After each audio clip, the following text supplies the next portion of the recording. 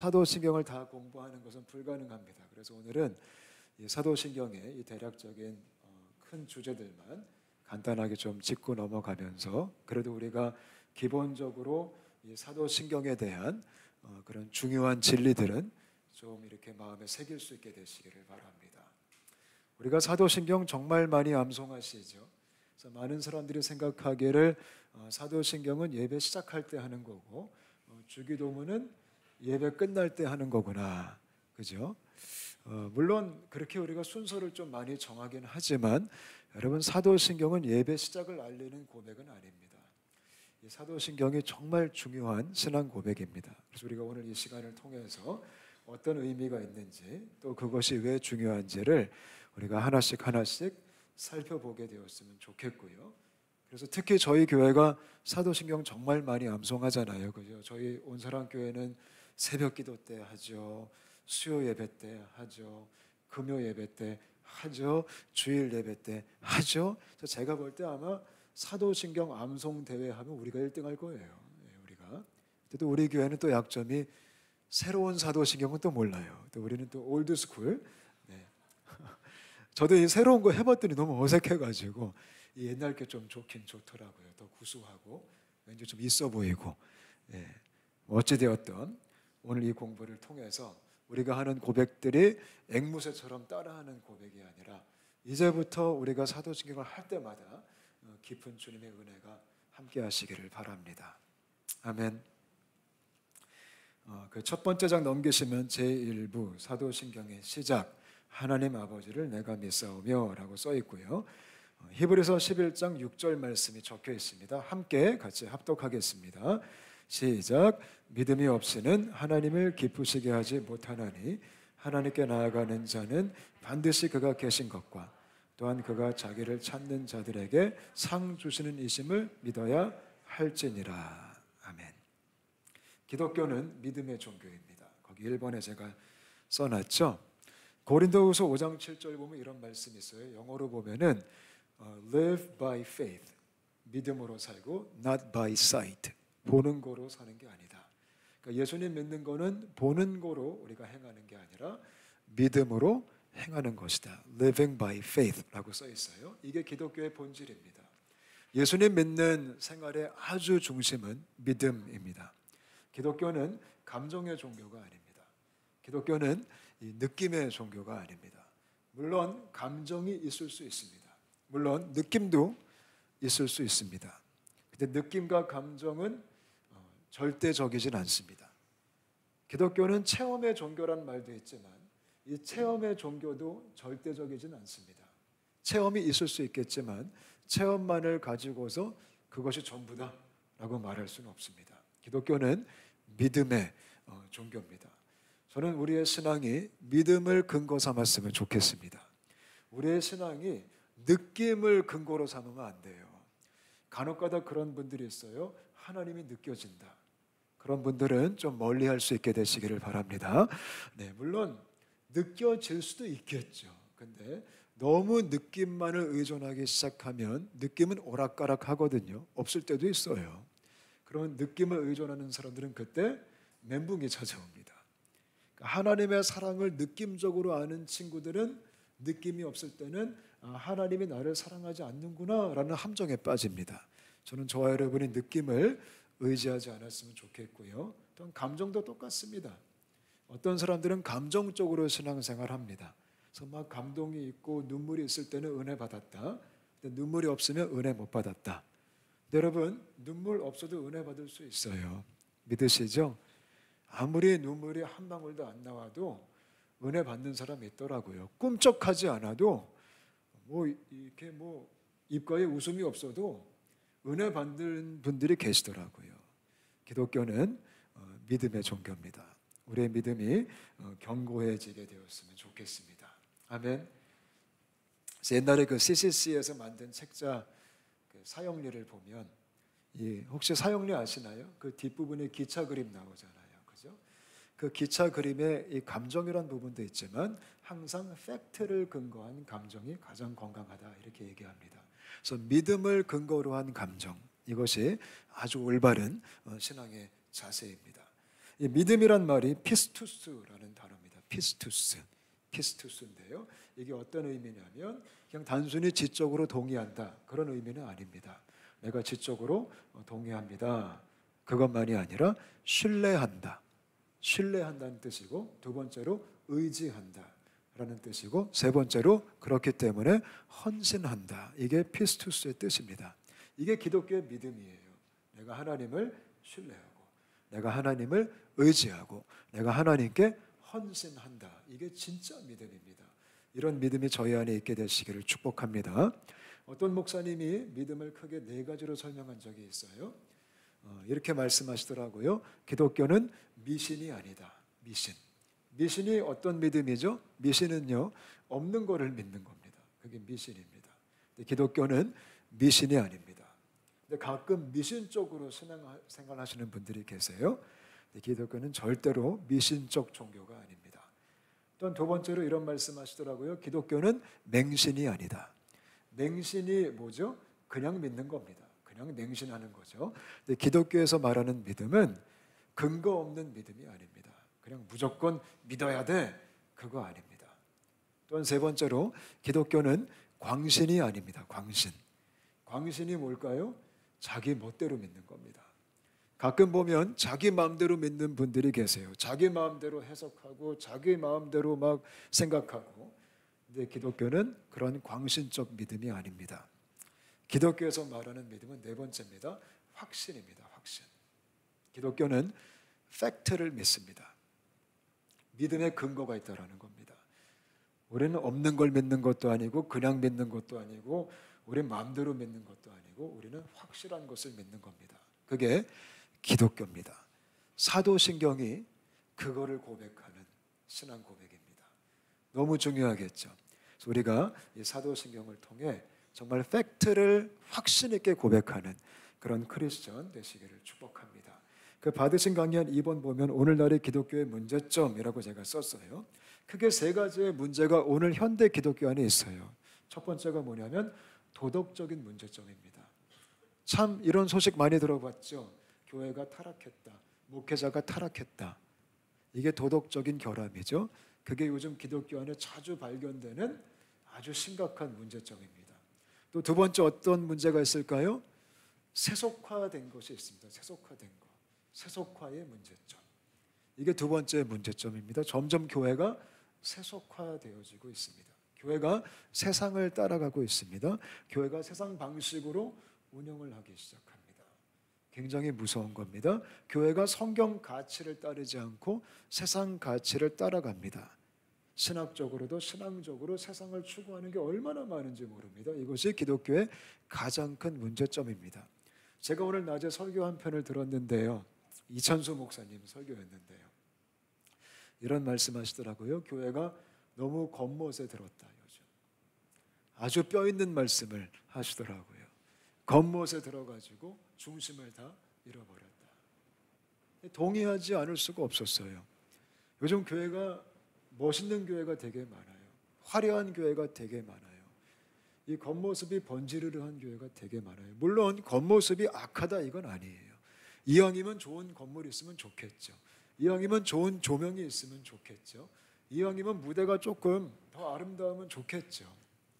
근데 그것만을 가지고는 안 된다라는 거예요. 근데 교회가 점점 세속화가 돼가지고 이제 그것을 가지고 승부하기 시작한다. 이제 그 설교를 하시는데 제가 혼자 그 설교를 들으면서 참 은혜를 많이 받았습니다. 내 자신은 어떠한가?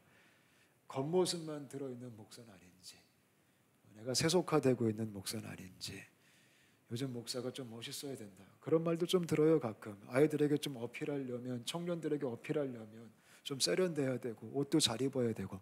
물론 옷도 잘 입으면 좋겠죠. 목사가 또 너무 또 패션이 또 시험될 정도로 그러면 안 되겠죠. 네. 그러나 잘 입는다고 해서 승부가 나는 건 아니에요. 할렐루야. 교회의 문제점이 점점 세속화가 되고 있다라는 것. 또 세 번째 문제가 뭘까요? 현대 기독교의 세 번째 문제점은 신학적인 문제점이 있어요. 신학적인 문제점. 그러니까 신학이 흔들리고 있어요. 믿음이 흔들리고 있어요. 가장 중요한 문제죠. 신학이 흔들리면 도덕도 흔들리고요.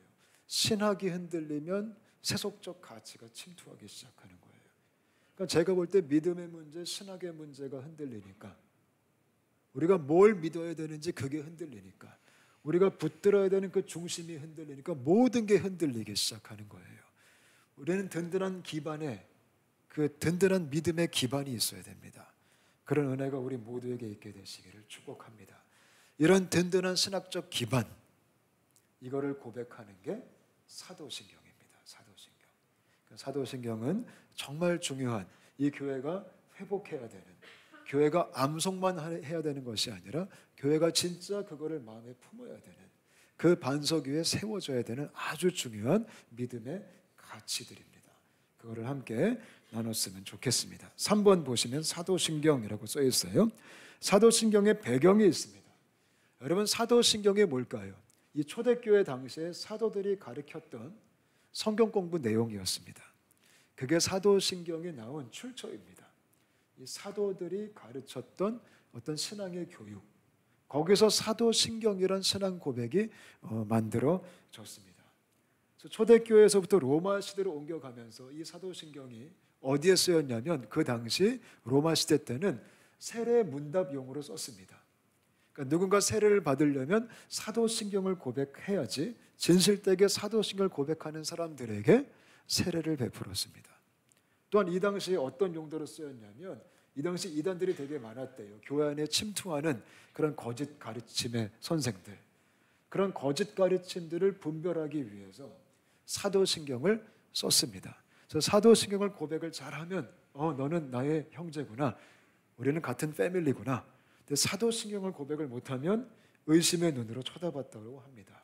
그래서 사도신경은 이 필터링 역할도 했었고요, 또 믿음을 확증하는 역할도 했습니다.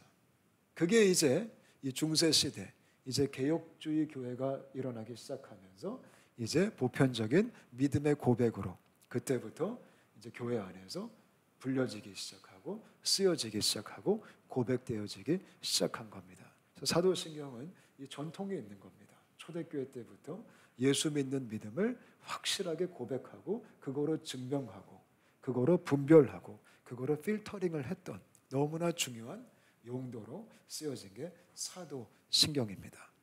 너무 좋죠? 그러니까 우리가 예배 때마다 외우는 게 이게 그냥 암송하는 게 아니에요. 이게 정말 너무나 중요한 고백을 저와 여러분이 하고 있는 겁니다. 아멘. 그래서 이거 헷갈리시면 안 돼요. 그래서 이왕 사도신경 하실 때는 좀 천천히 우리가 좀 의미를 되새기면서 하는 게 정말 중요합니다. 가끔 사도신경 하려다가 하늘에 계신 우리 아버지, 이런 분들 계시죠? 예, 그러시면 안 됩니다. 근데 가끔 목사들이 그럴 때가 있어요. 갑자기 예배 시작할 때 하늘에 계신 우리 아버지요. 네, 이러면 안 돼요. 그러니까 사도신경과 주기도문 정도는 구분할 수 있는 저와 여러분 되었으면 좋겠습니다. 그럼 2번, 거기 3번의 2번, 사도신경의 내용이 뭘까요? 이게 가장 중요합니다. 사도신경의 내용은요, 이 성경의 핵심적인 교리를 요약해 놓은, 이 조직 신학을 요약해 놓은 엑기스들의 내용입니다. 그 짧은 사도신경 안에 조직 신학이라는 게 들어있어요. 여러분 신학교를 안 가보셨겠지만 제가 신학교 공부할 때 보면 조직 신학이라는 이 과목이 있어요. 아주 조직적으로 학생들을 힘들게 하는 수업이에요. 근데 이 조직 신학은요, 아주 중요한 성경의 교리들을 하나씩 배우는 학문이에요. 그래서 너무나 이게 소중하죠. 그 안에서 뭘 배우냐면 신론, 하나님이 어떤 분이신가, 신론을 배우고요. 기독론, 예수님이 어떤 분이신가, 성령론, 교회론, 선교론, 구원론, 이런 것들을 배우는 게 종말론, 그게 조직신학입니다. 론, 이게 조직신학이에요. 근데 사도신경이 그 고백을 하는 겁니다. 사도신경 안에 어떤 고백이 있을까요?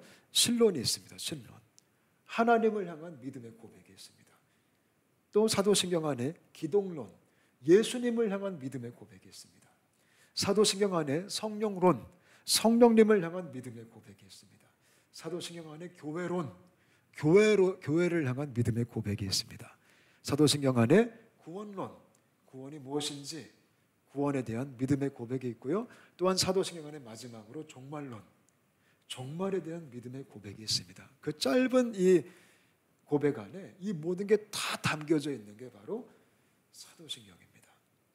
그래서 종합적인 이 고백의 믿음의 선물 세트입니다. 할렐루야. 너무 중요하겠죠? 네.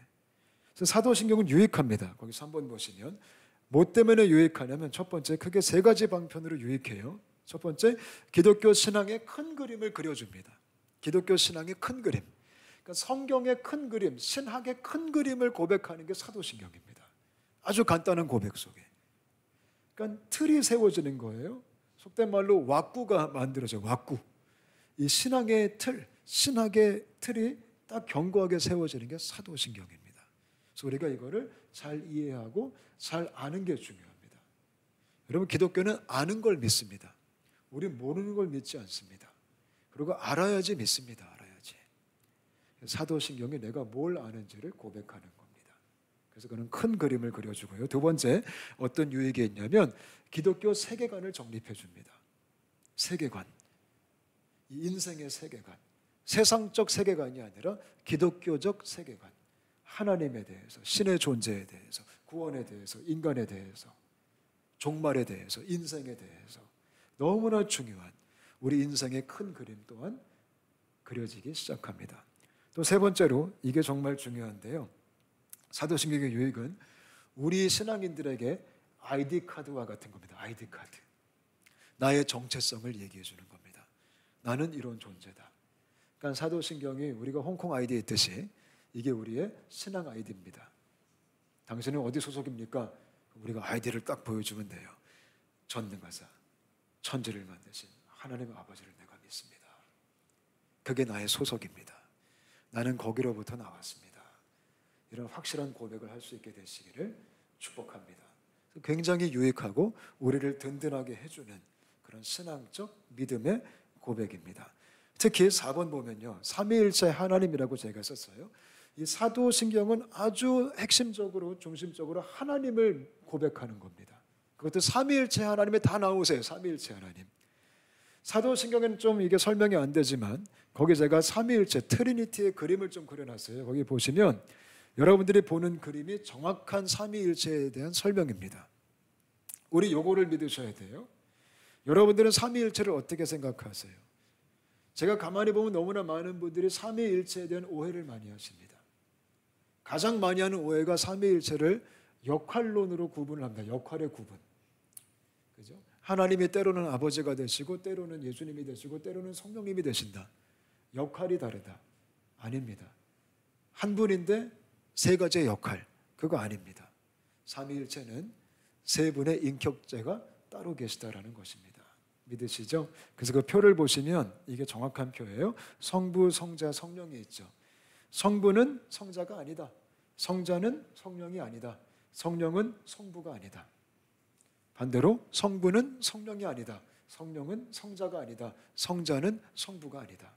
성부가 따로 있고 성자가 따로 있고 성령이 따로 있는 겁니다. 근데 성부도 하나님이다. 성자도 하나님이다. 성령도 하나님이다. 이 삼위일체의 온전한 고백. 사도신경은 삼위일체의 하나님을 고백하는 겁니다. 할렐루야. 때로는 그런 설명도 사람들이 잘못되게 합니다. 삼위일체를 설명하실 때 해를 봐라. 그 해의 존재는 성부다. 그 빛나는 빛은 성자다. 해의 따뜻함은 성령님이시다. 해는 한 개인데 그런 세 가지의 기능적 차이가 있다. 그거 이단입니다. 이단. 그렇게 말하는 사람은 양태론주의자 이단입니다. 상당수의 많은 기독교인들도 이런 양태론을 믿을 때가 있습니다. 근데 그거는 잘못된 삼위일체론입니다. 그래서 이 표를 잘 기억하셨으면 좋겠어요. 그래서 사도신경은 정확한 성부, 성자, 성령의 세 인격이신 하나님에 대한 고백을 하는 신앙 고백입니다. 아멘. 그래서 굉장히 중요한 거겠죠. 이게 보편적인 사도신경에 대한 이제 정리를 제가 한 거고요. 이제 본문으로 좀 들어갈게요. 사도신경은 가장 먼저 성부 하나님을 향한 신앙의 고백으로 시작합니다. 거기 5번 보시면 전능하사 천지를 지으신 하나님 아버지를 내가 믿사오며 이렇게 시작합니다. 이게 사도신경이 고백하는 성부 하나님입니다. 어떤 분이에요? 전능하시다라는 겁니다. 전능하시다. 그게 저와 여러분이 섬기는 하나님의 아주 중요한 속성입니다. 이거 믿으시죠? 우리가 섬기는 하나님이 전능하십니다. 믿으시죠? 이거를 진짜 믿을 수 있게 되시기를 축복합니다. 근데 전능함은 크게 세 가지로 구분할 수 있어요. 첫 번째 거기 강의한 보시면 전지하심입니다. 전지하심. 전지하심이 영어로 omniscience입니다. omniscience. 이게 뭘까요? 하나님은 모르는 게 없다라는 겁니다. 하나님은 다 아신다. 이게 전지하심입니다. 우리가 섬기는 성부 하나님은 전지하신 하나님이십니다. 모르는 게 없는 분이십니다. 할렐루야. 가장 지혜로운 분이십니다. 다 아십니다. 과거에 대해서, 현재에 대해서, 미래에 대해서 모든 걸 다 아시는 분이 하나님이십니다. 하나님은 우리를 다 아십니다. 우리의 과거도 알고, 우리의 현재도 알고, 우리의 미래 또한 다 아십니다. 믿으시죠? 하나님은 우리의 상태를 아십니다. 우리의 마음가짐을 알고, 우리의 중심을 알고, 우리의 생각을 알고, 우리의 머리털까지 다 세신 바 되었더라. 다 아십니다. 이것이 위로가 되시기를 축복합니다. 내가 힘들 때 하나님이 아십니다. 내가 죄질 때 하나님이 아십니다. 하나님은 모르는 게 없습니다. 가장 지혜로우시고 가장 뛰어나신 아버지가 되십니다. 전지하시다. 믿으시죠? 정말로 믿을 수 있게 되시기를 바랍니다. 두 번째, 전능함의 두 번째 뜻은 무소부재하시다라는 거예요. 무소부재. omnipresence입니다. omnipresence. 이게 무슨 뜻일까요? 안 계신 곳이 없다. 하나님은 전부 다 계시다. 이거예요. 하나님은 동시에 다 계실 수 있습니다. 이게 하나님의 전능하심입니다. 저는 저와 여러분이 그 하나님을 믿을 수 있게 되시기를 바랍니다. 이거 진짜 믿으면요, 어딜 가도 괜찮습니다. 아멘. 우리가 어디 갈 때 좀 불안할 때 있잖아요. 근데 omniscience를, omnipresence를 믿고 있다면 괜찮습니다. 내가 지금 어두운 골짜기를 다닐지라도 주께서 함께 하신다. 그럼 조금 괜찮습니다. 내가 지금 홍콩에 있는데 주께서 함께 하신다. 그럼 괜찮습니다. 내가 지금 저기 오지에 갔는데 주께서 함께 하신다. 그럼 괜찮습니다. 내가 지금 이사를 갔는데 조금 집이 예전보다 좁아졌는데 주께서 함께 하신다. 그럼 땡큐입니다. 이 하나님의 무소부재하심에 대한 믿음이 있게 되시기를 바랍니다. 아멘.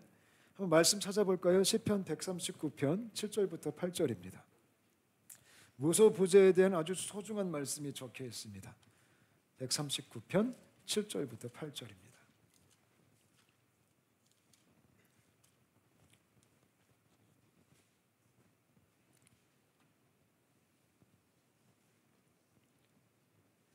같이 읽어보겠습니다. 139편 7절부터 8절 시작.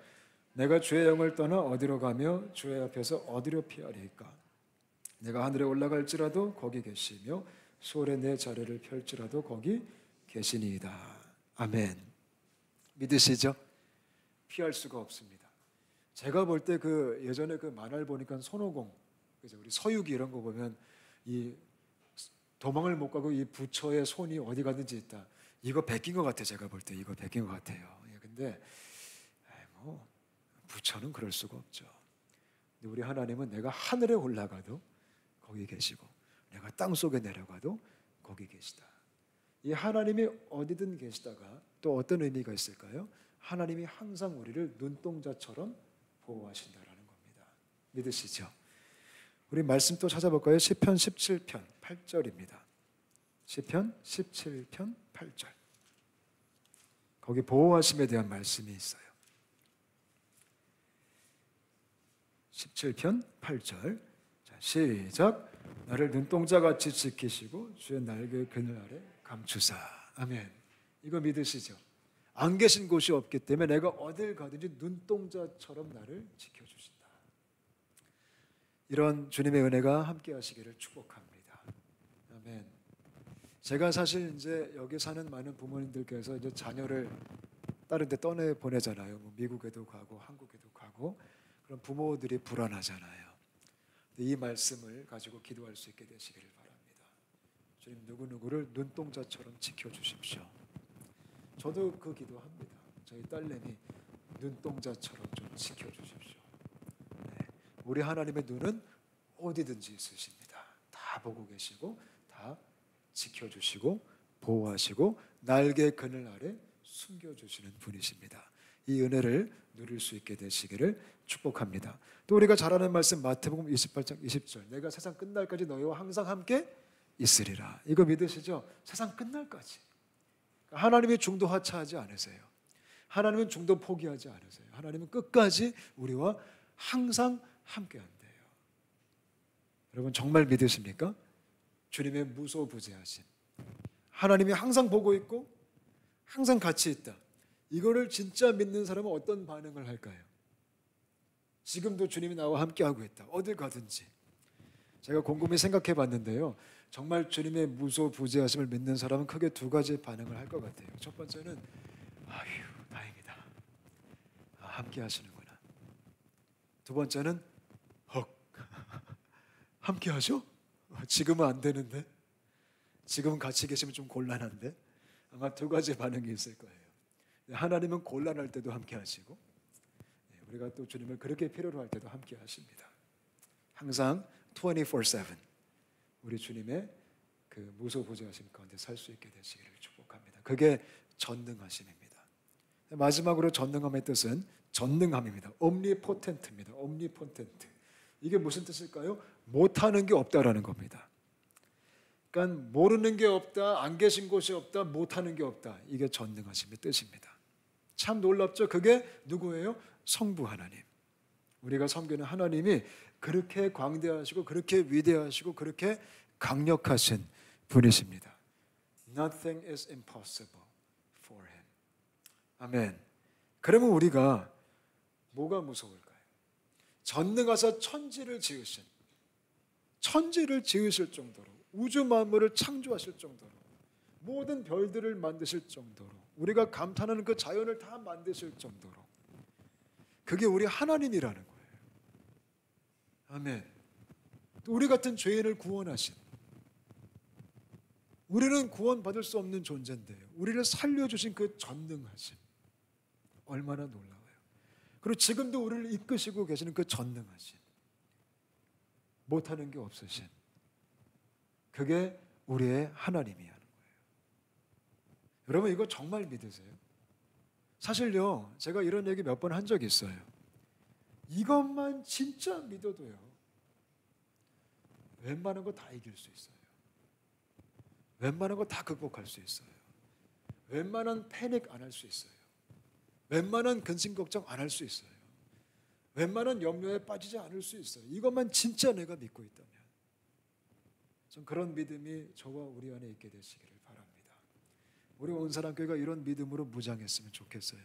사실 사도신경 딱 첫 마디에 전능하사 천지를 만드신, 게임 끝난 거예요. 이미 게임 끝난 거예요. 그 한마디만 있으면 되는 거예요. 그럼 우리 마음에 평강이 찾아오고, 우리 마음에 치유가 찾아오고, 우리 마음에 회복이 필요하고, 그 한마디면 눈물이 쏟아져 내리고, 전능하시지 맞아, 천지를 지으셨지. 그 다음에 뭐래요? 근데 그런 위대하신 분이 나의 아버지가 되시고, This is amazing. Almighty God, Creator of the universe, 우주 만물을 창조하신 그 광대하신 하나님이 He is my Father, 내 아빠야. 와우. 여러분 사실 엄청나지 않으세요? 여러분 이 고백을 하면서 아무런 어떤 그 느낌, 뭐 감정, 요즘 아이들 표현으로 삘, 그게 없을 수 없는 고백이에요. 사실 이 고백이, 이 한 문장만 얘기해도 그 은혜가 있게 되시기를 바랍니다. 앞으로 저희 교회가 사도신경 할 때 전능하사 천지를, 여기서 이미 싹 다 예배 첫 시간부터, 첫 그 문장부터 그냥 모든 게 다 벗겨지는, 모든 염려가 다 사라지는, 맞죠? 하나님 그런 분이시죠. 아버지가 어떤 분이에요? 여러분 성경 말씀에 하나님 아버지를 가장 잘 표현한 이야기가 뭐죠? 누가복음 15장의 탕자 이야기죠. 거기서 아버지가 어떤 분인지 너무 설명을 구체적으로 잘 해놓으셨죠. 그 이야기를 보면 아버지가 어떤 분이에요? 하나님 아버지, 전능하신데 그 하나님이 아버지인데 어떤 분이시라고요? 기다리시는 아버지, 인격적이신 아버지. 하나님이 되게 인격적이시래요. 그 전능하신데 엄청난데 가까이 할 수 없는 분인데 인격적이라는 거죠. 그게 우리의 아버지세요.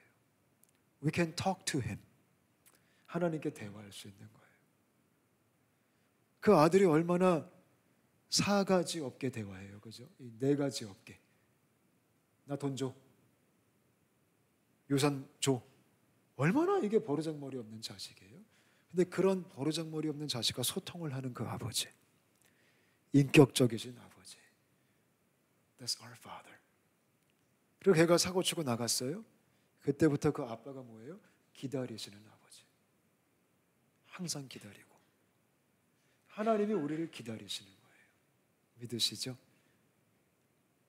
여러분들 중에서도 여러분 자녀를 기다리는 분들 계시죠? 우리 자녀가 믿음 안에 돌아왔으면 좋겠다. 여러분들보다요 아버지 하나님이 더 기다리세요. 눈 빠지게. 언제 올려나? 오늘이고 내일이고. 저는 그 그림 참 좋아해요. 그 문 밖에 예수님 서가지고 두드리는 그 요한계시록 3장 20절 그 말씀으로 만든 그 성화 보셨어요? 그 그림? 똑똑똑. 아마 연실 똑똑거리실 거예요. 연실. 문 열 때까지. 아마 우리 예수님의 이 주먹은 다 달았을 것 같아요. 계속 넉넉넉넉넉넉 하고 있어가지고. 그 그림 보면은 그 문에 손잡이가 없는 거 아세요? 그 문에 손잡이 없어요. 요한계시록 3장 말씀에 누구든지 그 음성을 듣고 문을 열면 그 문은 안에서 열 수 있게 되어 있다고 하더라고요. 근데 주님은 쉬지 않고 두드리시는 거예요. 그게 아버지의 속성이에요. 절대 포기하지 않아요. 여러분들의 자녀 절대 포기하지 않아요. 여러분들의 배우자 아버지가 절대 포기하지 않으세요. 여러분들의 부모님 절대 포기하지 않으세요. 아멘. 여러분들의 친구, 친척 그렇게 오랫동안 기도하시는 분 하나님이 포기하지 않고 기다리세요. 또 아버지가 어떤 분이에요? 돌아오니까 용서하시는 아버지예요. 용서. 전 그 장면이 너무 좋아요. 그죠? 아버지가 아들을 용서하잖아요. 하늘의 아버지. 이거 설명 좀 해드릴까요? 그 탕자 이야기 보면 아버지가 달려가잖아요. 그죠? 아들이 저기 오는 걸 봤어요. 요따만하게 보였어요. 근데 아버지가 아들을 향해 달려가요. 그죠? 왜 달려갔을까요? 너무 좋아서? 너무 보고 싶어서? 물론 그것도 있죠. 너무 좋아서 너무 보고 싶어서. 근데 왜 달려가냐면 아버지가 안 달려가면 그 아들은 집에 올 수가 없어요. 왜냐하면 그 당시 이스라엘 문화가 어떤 문화가 있었냐면 조국을 배신하고 먼 이방 나라로 가면 못 들어오게 하는 율법적 장치가 있었어요. 율법적 장치가. 그는 매국노예요. 그는 여호와를 버린 사람이에요. 그는 나라를 버린 사람이에요. 그는 불의한 사람이에요. 이 도망간 사람은. 그래서 어떤 율법적 장치가 있었냐면 그가 돌아올 때 그를 처형하는 장치가 있었어요. 처형하는 장치. 그게 케자자라는 장치예요. 케자자라는 제도예요. 그래서 마을의 원로들이 입구에 서가지고 못 들어오게 하는 거예요. 그리고 심판을 해요. 그 심판을 통해 너는 돌에 맞아 죽어야 된다. 율법의 근거에서 보면. 그래서 입구에서 그를 처형했던 장소가 그 제도가 케자자 제도예요. 그것 때문에 아버지가 뛰어간 거예요. 그것 때문에. 그 아들이 입구에 들어오기 전에 그 아들이 그 성문에 다다르기 전에 아버지가 먼저 달려가서 그 아들에게 옷을 입히고 얘는 내 아들이다.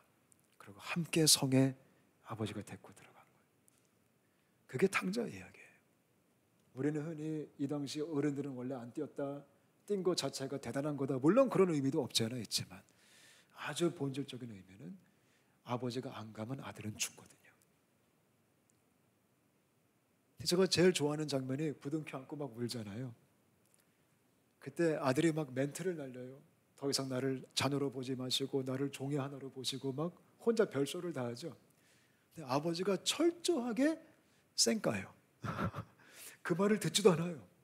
빨리 옷을 입혀라, 빨리 신을 신겨라, 빨리 반지를 끼워라. 얘는 내 아들이다. 얘 싸집어 매가지고 들어가야 된다. 회개가 뭘까요? 회개? 회개는요, 우리는 간혹가다 오해를 해요. 조목조목 다 고백을 해야 돼. 이걸 다 주께서 용서하신다. 너 뭐 회개 안 했니? 다 짜내고 기억해야 돼. 그래야지 그게 용서가 되는 거야. 솔직히 우리가 우리 죄를 다 어떻게 기억하겠어요? 근데 가끔 우리는 거기에 너무 얽매여요. 그래서 내가 회개하는 게 뭐 있지? 막 세면서 기도할 때가 있는데 그것도 율법적 회개예요. 근데 진짜 회개는 뭔지 아세요? 아버지께로 돌아가는 게 회개예요. 아버지께로 돌아가는 게. 가만 보면 율법적인 회개는 하면서 아버지께로 안 돌아가는 사람이 있어요. 그냥 죄책감 하나 떨쳐버리려고. 주님, 나 이거 잘못했고 이거 잘못했고 1, 2, 3, 4, 5 용서해 주세요. 처리해 주세요. 아싸 좋다. 그리고 아버지께로 돌아가질 않아. 이거는 이기적인 율법적 회개예요. 근데 진짜 회개는 이 아들처럼 아버지한테 가서 안기는 게. 어떤 고백을 해도 아버지는 별로 듣지 않아요. 중요하지 않은 거죠. 돌아온 게 중요한 거니까.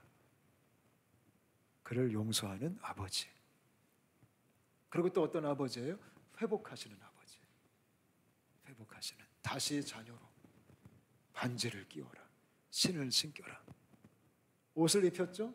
이거는 신분이에요. 신분. 신분. 내 아들. 아들의 옷을 입어라. 신발. 신발이 뭘까요? 사명이에요. 사명. 이 신을 신고 내 유업을 이어받아라. 반지가 뭘까요? 권위예요. 권위. 얘는 내 아들이다. 자녀됨의 권세. 회복시키시는 아버지.